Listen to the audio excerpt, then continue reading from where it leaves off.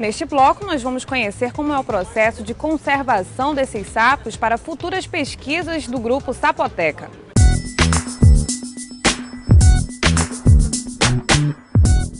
O preparo das informações que serão disponibilizadas no site Sapoteca começa cedo.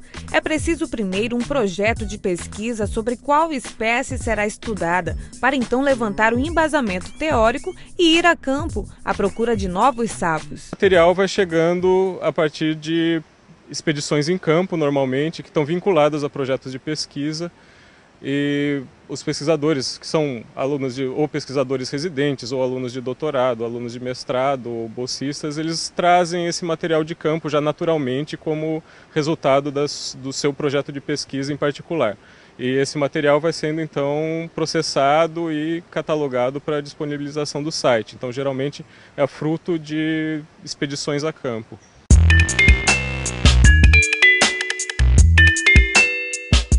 Para capturar os sapos, os pesquisadores se utilizam da própria vocalização deles, gravada, para atraí-los. Então é algo que a gente usa inclusive quando precisa capturar manualmente os bichos, a gente pode só usar o som para atrair eles. A gente grava o som e começa a tocar dentro do território, o bicho vai avançar na caixa de som e isso ajuda a gente a capturar os bichos. Às vezes é difícil, eles se escondem, então isso é uma técnica que a gente usa bem comum.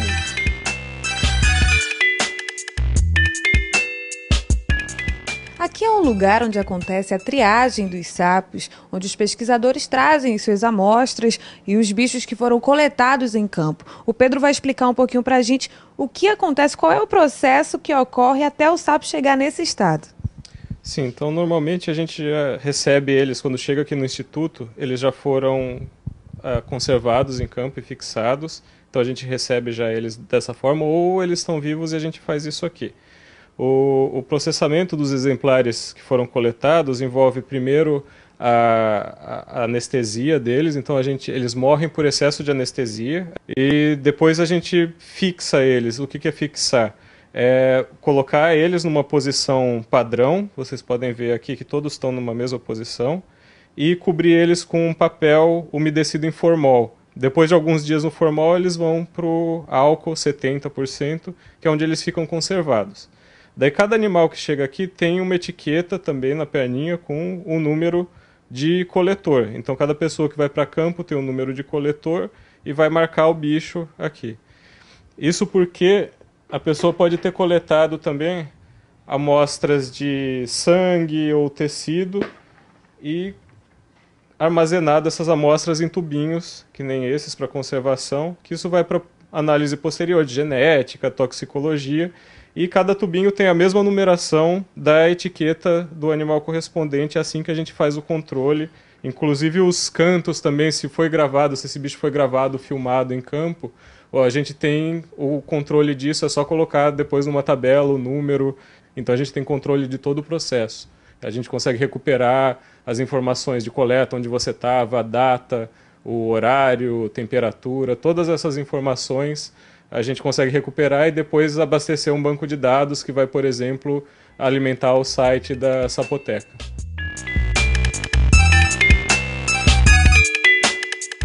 O Brasil é o país que possui o maior número de espécies diferentes de sapo. São cerca de 950 espécies catalogadas, mas a cada semana uma espécie nova é encontrada. Deve ter hoje em torno de 200, 250 espécies de sapos que ocorrem na Amazônia brasileira, que a gente sabe que ocorrem aqui. Mas algumas são muito conhecidas, como a família Dendrobatide, que são aqueles sapinhos coloridos, venenosos, que a gente vê em TV. Tem sapo cururu, que é mais familiar para as pessoas, porque ocorre perto da cidade. Então, mas tem uma gama de espécies muito grande para escolher apenas algumas, para detalhar. São várias espécies de várias famílias. Tem uma diversidade enorme de espécies. Quem quiser pode acessar o site e dar uma olhada só num pedacinho muito pequeno da diversidade que a gente tem na Amazônia brasileira. Os sapos são inofensivos, apesar de algumas espécies possuírem veneno. O sapo cururu, por exemplo, um dos mais conhecidos, que pode chegar até 15 centímetros e pesar mais de 2 quilos, possui glândulas de veneno, mas a substância só é liberada após muita pressão. Esse é o sapo cururu, que é mais conhecido das pessoas, porque ocorre na cidade também. E ele é um sapo que tem veneno. O veneno está concentrado nessa glândula aqui, atrás dos olhos. E o veneno ele não é liberado, ele não é ejetado com força ou espirrado. Ele fica contido nessa glândula. E quando essa glândula estoura, no caso, por exemplo, de um cachorro ir lá e morder ele, essa glândula estoura e o veneno é liberado. Por isso que às vezes os cachorros são envenenados por esse sapo. Porque eles vêm e mordem sempre atrás do olho e acabam estourando essa parte aqui, que é onde o veneno está.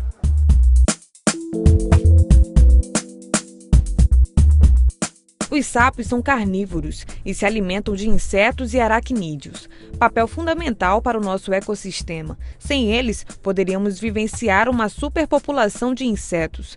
Mas poucas pessoas sabem disso, pois ainda há um preconceito em relação a esses anfíbios. Então o site pode ser uma forma das pessoas conhecerem um pouco melhor. Quando você observa esses bichos de perto, normalmente você fica um pouco mais interessado por eles. Você vê que eles são coloridos, você vê como eles se movem, como eles cantam. Um canta diferente do outro, cada espécie tem um canto diferente. Então acho que isso desperta um interesse maior nas pessoas. E o site também é feito de uma forma simples, em que a pessoa pode buscar, por exemplo, por fotos de um bicho. Então ela não precisa necessariamente conhecer a espécie, ela pode procurar algo parecido com o que ela já viu alguma vez.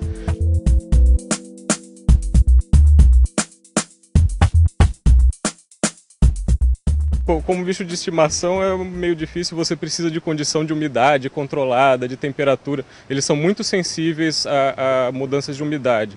Porque a pele deles é bem permeável, eles podem perder água muito fácil no calor ou no lugar seco. Então precisa de manutenção de umidade constante, criação de insetos para comer. Então a pessoa que quiser criar um sapo, desde que tenha licença, primeiro precisa ter licença do ICMBio, porque é uma espécie selvagem. E a pessoa interessada precisa criar junto insetos para alimentar o sapo, ele só come insetos vivos.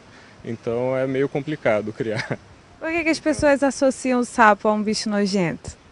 Eu acho que por causa da pele, que também algumas espécies têm a pele com bastante muco, justamente por ser permeável, e eles realizam trocas gasosas pela pele, então a pele precisa estar sempre úmida, então às vezes eles produzem muco na pele, então elas acham meio nojento, meio desagradável. Para saber mais sobre as espécies de sapo da Amazônia brasileira, é só acessar ao website da Sapoteca no endereço eletrônico www.ppbio.impa.gov.br e clicar no link Sapoteca.